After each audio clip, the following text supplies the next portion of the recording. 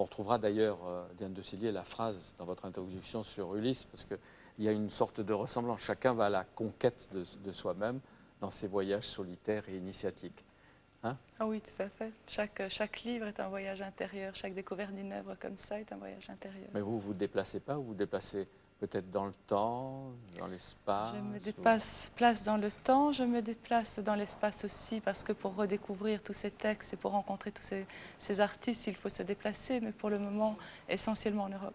Oui. Non, mais ce qu'il faut expliquer, c'est que depuis quelques années, vous publiez des livres à partir d'un texte, généralement de légende, d'histoire, un des grands textes de l'histoire de l'humanité, et vous trouvez celui qui va accompagner par des dessins, par les reproductions de ces toiles, et soit des contemporains, soit de grands peintres de l'histoire de la peinture. Oui, enfin, cette collection a démarré il y a quelques années avec les fables de La Fontaine illustrées par Oudry et les contes de La Fontaine illustrés par Fragonard. Mais le voyage, pour moi, a véritablement commencé quand je me suis attaquée, si j'ose dire, à la Divine Comédie de Dante avec les 100 dessins que Botticelli avait fait pour illustrer la Divine Comédie de Dante.